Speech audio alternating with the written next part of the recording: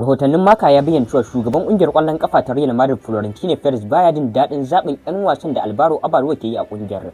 Duk da cewa an kashe kuɗi kusan akalla euro miliyan 160 wajen sayan Franco Mastantuano, Din Hobson, Alvaro Carreras, har yanzu kocin na fifita 'yan makarantar club ɗin ta La Fabrica. Rahotannin sun bayyana cewa Pérez bai gamsu da wannan tsarin na mai horaswa ba. Kungiyar kwallon kafa ta Arsenal na nazarin yiwuwar ɗaukar ɗan wasan gaba na Real Madrid da tawagar ƙasar Brazil Endrick a lokacin kasuwar siye da sayarwar 'yan wasa ta bazara. Kamar yadda rahotannin suka bayyana, ana sa ran farashin matashin ɗan wasan zai kai akalla euro miliyan 70. Ɗan wasa Ricardo Ferreira zai bar kungiyar kwallon kafa ta Leicester City a ƙarshen kakar wasanni ta bana a matsayin ɗan wasa marar kwantiragi free agent. Dan wasan na kasar Portugal kuma kyaftin din kungiyar mai shekara 32 ya shafe tsawon shekaru 8 yana taka leda a kungiyar, inda ya buga wasanni 219 tun bayan zuwan sa da kungiyar kwallon kafa ta FC Porto a shekarar 2018. An dakatar da kungiyar kwallon kafa ta Hoho United FC da ke kasar Ghana daga dukkanin gasanni na kasar har zuwa shekarar 2029 zuwa shekarar 2030 bayan da suka janye da gasar Ghana Premier League ta kakar 2025 zuwa 2026. Haka kuma an mayar da kulab din zuwa rukuni na Division 2 kuma an umarce su maido da tallafin da GFA ta basu, yayin da aka bawa duk 'yan wasan kungiyar zama 'yan wasa masu 'yanci free agent. Kungiyar kwallon kafa ta Chelsea da ke kasar Ingila da kuma kungiyar kwallon kafa ta Atlantico Madrid da ke kasar Spaniya su ne kungiyoyi biyu da suka fara tuntubar dan wasan gaba na Brentford da kasar Brazil, Igor Thiago, kuma ana ganin farashin dan wasan zai kai akalla kusan fam miliyan 80. Dan wasa mai Colin Mudryk ya ɗaukaka ƙara kan hukuncin da aka yi masa na dakatarwa daga buga kwallon kafa na tsawon shekaru 4. Idan har Mudryk bai samu nasara a ɗaukaka ƙarar ba, to ba zai dawo taka leda ba sai nan da shekarar 2028.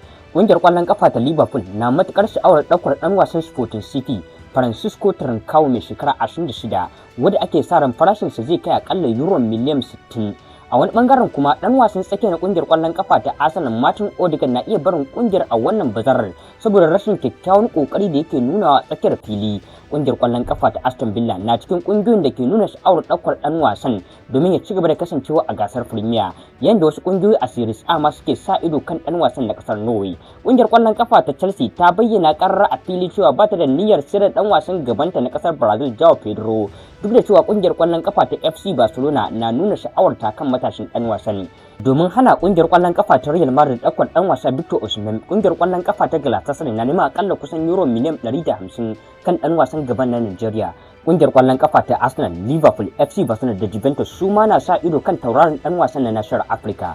Kungiyar kwallon kafa ta FC Barcelona na son yin ramuwar gayya kan Paris Saint-Germain ta hanyar daukar matashin dan wasan bayan su David Bolin mai shekara 17, kamar yadda rahoton Sport ya bayyana. Dan wasan tsakiya na Napoli Scott McTominay na gab da kullar sabuwar yarjejeniya da kungiyarsa ta kasar Italiya. Wannan yana nufin yiwuwar dawowarsa Premier a bazaran nan ta kare gaba daya. Rahotannin Sport ya bayyana cewa dan wasan tsakiya na Manchester City Bernardo Silva na son koma kungiyar kwallon kafa ta FC Barcelona idan kwantiraginsa da kungiyar ta Ingila ya kare. Wakilansa na kokarin kulla yarjejeniyar. Dan wasan gaba na kasar Argentina Julian Alvarez har yanzu yana fifita koma kungiyar kwallon kafa ta FC Barcelona, duk da cewa yana samun sha'awa da kungiyar kwallon kafa ta FC Barcelona da kuma Paris Saint-Germain, amma yanzu hankalinsa yana kan kammala kakar wasanni ta bana tare da kungiyar kwallon kafa ta Atlantico Madrid da kuma shirye-shiryen fafata gasar cin kofin duniya na shekarar 2026, kamar yadda rahoton Sky Sport ya bayyana. Rahotannin Talk Sport ya bayyana cewa kungiyar kwallon kafa ta Manchester United na sha'awar daukar dan wasan bayan kungiyar kwallon kafa ta West Ham United da kasar Senegal Alhaji Malik Diouf mai shekara 21. Duka dai an zama ta karkare muku karshen labaran namu, sai kasance da mu a gobe idan Allah ya so, kana ku bayyana mana ra'ayoyinku kan labarin da ya fi jan hankalinku a sashen comment.